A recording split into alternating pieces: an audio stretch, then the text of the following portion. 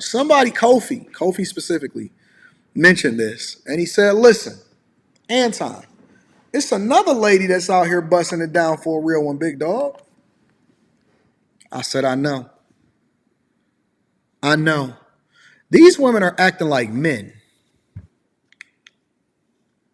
These women are moving around and acting like men. These ain't women no more. I talked about this on After Hours. We're going to talk about it on the Anton Daniels channel tonight. These are not women. These are men. What are your pronouns, miss? They are operating in masculinity, and they doing things that traditionally we held men accountable for. We always used to hold men accountable. Listen, let me tell you something. Men was held accountable for things that they couldn't even prove that he did. Remember during the Me Too era, when a whole lot of men was losing their jobs just based off of accusations? You don't see that happening with Fonnie Willis. You don't see that happening with this situation. The EEOC just had to pay $1 million to this man. We're going to go into it. $1 million to this man. And I don't hear nobody less losing their position or losing their jobs. Listen, during the Me Too era, everybody that even got accused, I did whole shows and recordings and videos about it. People that was just getting accused was getting let go. This shows you that women don't really want to play fair. They don't want to go through the things that men go through. People was just getting an accusation and they was losing their jobs. I know guys that I had worked with that wouldn't even go and do a meeting with a woman unless they had another man that was walking in with them or another woman that was walking in with them. They needed a witness or they needed some cameras and they needed some audio to make sure that they wasn't saying nothing appropriate because dudes was deathly afraid. And when I say deathly afraid, I mean deathly afraid of ever putting themselves in a position and being falsely accused by somebody that they was not touching. For every one person that does it wrong, it's 1,000 other people that suffer as a result of it. Because then somebody gonna see it as a come up, or they're gonna see it as an opportunity. But they've graduated. They've graduated. They've now graduated to the point to where they feel comfortable going and using a power and a position to take it out on the men that they then propositioning in order to have an affair with. Let's get into it. Now to a Fox 5 exclusive. The former chief of staff for a Fulton County commissioner is speaking out for the first time. Somebody in the chat, hold on, let me get into this. Somebody in the chat said, Anton, you streaming the same time as Club Shay Shay. Well, my numbers is the same. Let me tell you something. We don't change up. We don't switch up. We don't move our times. We gonna do what we do. We gonna grow. We gonna do what we do. The Chasers is here. Shout out to the Bag Chasers, the Patreon members. Link is in the description as well as pinned to the top of the chat. But we don't care who's streaming when. We don't care when your premieres are. We don't care about none of that. We gonna continue to do exactly what we do every single day. Now, I'm going to ask you a question. You ready to get this money or you ready to be entertained by somebody that's water waving on your screen? You ready to get this money or you want to be entertained by somebody that's water waving on your screen? You tell me. You let me know where your priorities are. You want to see what's going on in your community? You want to have a conversation about what's going on with politics? You want to have a conversation about where growth is? Or you want to go be entertained and continue to tell us what's going on in the chat and gossiping about what's happening in these streets? Don't be conflicted. Make a decision because we still going to be in here cooking up and doing what we do. We got money to get. We need to understand what's going on in our communities. We need to understand what's happening in the news. We need to be safe. We need to be very, very connected with what's going on in all of our local economies. So you go ahead and make a decision. We're going to rock out. Fox 5 exclusive. The former chief of staff for a Fulton County commissioner is speaking out for the first time about his almost $1 million settlement against Fulton County. Calvin Brock says Fulton County Commissioner Natalie Hall fired him after he ended a sexual relationship with her. A federal judge ruled in Brock's favor earlier this month. Fox 5's Angelique Proctor talked with the fired employee about the toll the case had on him. Calvin Brock says finally having this sexual discrimination case behind him feels really good. He says finding the courage to actually file it in the first place was one of the most difficult things he's ever done. I have a regret from the first time that I was propositioned. Fired. Hey, shout out to my man that got the wet set on the top of his head. Let me back up. I see you. I see you. He got that just for me. Just for me. I see you, big dog. Yeah, he said, listen, I'm under duress. I didn't want to have to bust that woman down. I didn't want to be out here having to bust that woman down, but guess what I had to do? I had to do what I had to do in order to get what I needed to get. And I'm feeling under duress. I think that $1 million wasn't enough. I have a regret from the first time that I was propositioned. Fired Chief of Staff Calvin Brock says he agreed to a sexual relationship with Fulton County Commissioner Natalie Hall that he knew was wrong because he wanted to keep his six-figure salary. Wait. All right, so listen, big dog. I'm with you. I believe that this woman is for the streets. I believe that she was propositioning you like a man. But what I also don't believe is that you didn't see it through the first time and then decide that, you know what, I want to move on. I just wanted to bust you down one time. You was just a moment, maybe twice. We don't know. You know what I'm saying? You may have gave that gawk through. I don't know what you was doing in the bedroom, but I believe, and this is just my thoughts. I can't justify this. I believe that you went ahead and went through with it and seen it through. And you may not have even liked what you got. It may have been trash. It may have been absolute positive garbage. 1,000%. I believe that you've seen it through. But I also believe that you didn't want to continue to do it either. See, listen, it's a lot of women that are getting these positions. You're buying homes. You're not used to having power. You see the man that you like, and now you operating like a man because you're in a position of a man. And so you don't understand.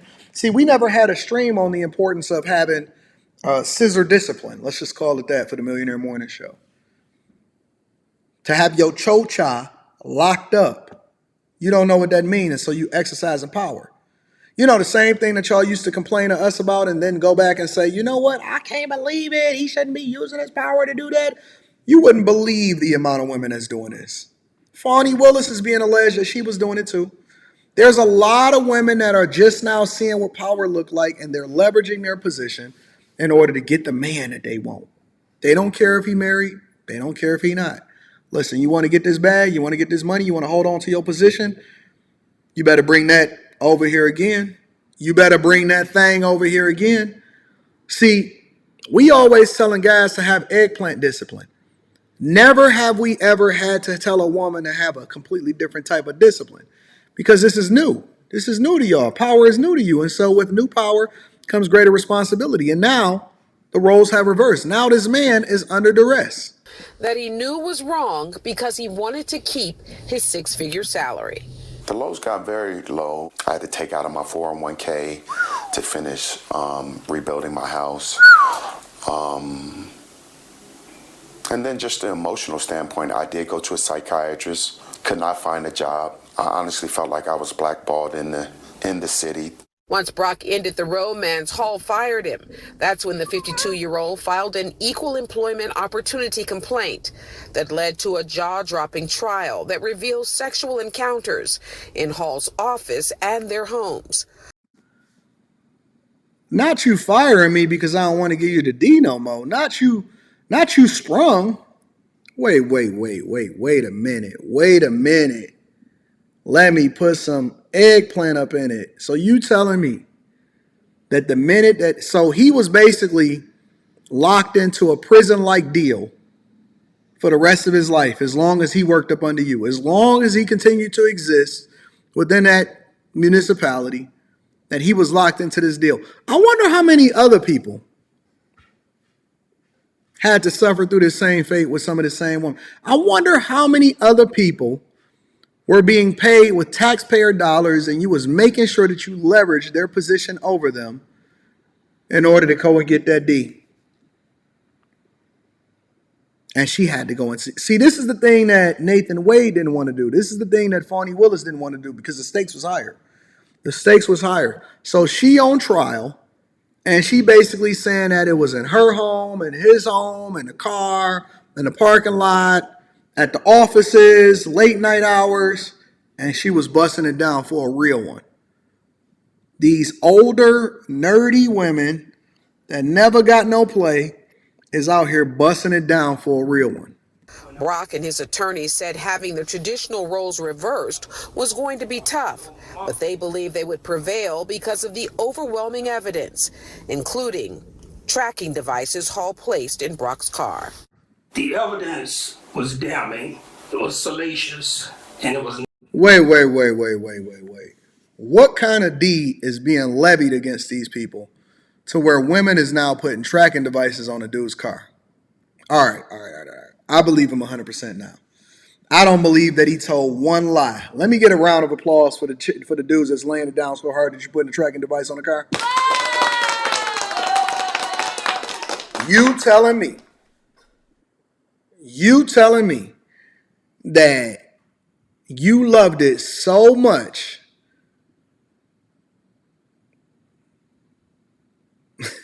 Black Cobra, I see you, big dog. Listen, no, I'm gonna keep it PG. I'm keeping it PG. I'm keeping it Disney characters. You know what I'm saying? I'm not gonna curse. I'm not gonna do none of that. You telling me that you was busting it down for a real one so bad that you putting tracking devices on Big Homie's car? Sheesh. Let me stay home. You know, I've been working from home for a lot. Let me stay home. They putting tracking devices on your car. They trying to find out where you at. She said you gonna share your location no matter what happens. Rainbow Kid, we gonna answer that question shortly. Let's see what happens to her. The evidence was damning, it was salacious, and it was non-flattering. We felt that the county certainly did not want this to go forward and let the public see what was going on. Attorney Mitchell says he tried to settle with the county several times before the trial. In the end, a federal judge awarded Brock back pay with interest, compensatory damages, and attorney's fees. He says he finally feels whole.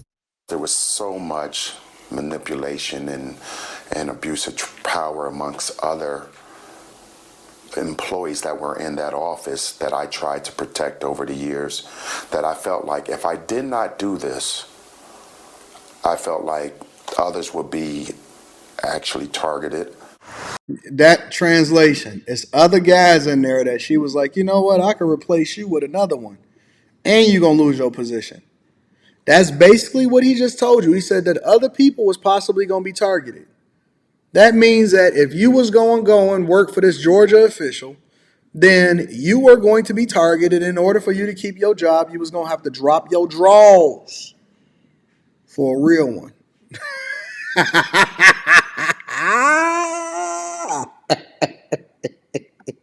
Mr. Brock says he no longer wants to work in county government and has completely changed career paths to cybersecurity. That dude said, I'm taking my money and I'm going to invest in education. You know what? I'm going to be honest with you, though. I don't think that he actually got enough. I think that he got robbed. I genuinely think he got robbed. You know why I think he got robbed? Because he only got $1 million. Now, some people will say, well, $1 million is a lot of money. Not really. Anton, why is $1 million not a lot of money in this situation? Because, A, he got to split a lot of it with his lawyer. Lawyer got to get his just due. What you think, that he was getting paid all along? He wasn't. Usually they take a percentage of the winnings. That's why they so incentivized to settle. That's why they say if we don't win your case and this and that and so on and so forth, you don't have to pay. Well, that's because the way that they structure the deal with a lot of these lawyers is that they get a percentage of whatever it is that you get awarded. So not only does he got to pay out to his lawyers, I'm not sure if you also have to pay out in taxes for what it is that you made. So he only got back pay plus interest, and the lawyer get a piece of that. And it ain't no telling how long he been going through this, the emotional damage, right? And they only had to pay $1 million. I think that they came out clean. And so I think that he absolutely got washed. I think he got robbed. Guys, they just be happy to get it from up under them. They just be happy to put it behind them. Most guys that wind up filing for divorce or wind up being in some kind of divorce proceeding, what they wind up doing is, they just be like, hey, let's just get this over. We don't want to have to pay a whole lot of fees. They just want to put it behind them and move on with their life, but they refuse to settle. They refuse to settle. Here's the question, and this is the part that we have not gotten answers to. How is this woman's name not released? Because I didn't hear it not one time that they actually said her name in this report. That's A. B, I'm also curious as to how she still has her position. How does she still have a position? How is she still walking back and forth in the court? Why aren't women outraged at this? Why don't I see this all across YouTube and social media of women holding other women accountable? Now, when Derek Jackson was out there in Miami shaking it for a real one with his shirt off, taking pictures in Brickell like an idiot, everybody was all over it. When Bill Cosby got taken to the cleaners, when a lot of these dudes was getting fired from their job, people was celebrating, right? When the brick lady, they thought that she got hit in the head with a brick, they was out here celebrating, hold men accountable. I don't hear a peep from one woman, not one, from any of these people that think that it's supposed to be equal. I don't hear one peep from any of these women that is supposed to be holding equally accountable both men and women. Why is that? So you leveraged your position and taxpayer dollars, other people's money, in order to continue to get you some D when you wasn't supposed to in an affair. And then you had to go to court. They proved that it was true. You had to testify as a result of it, and I don't hear a peep.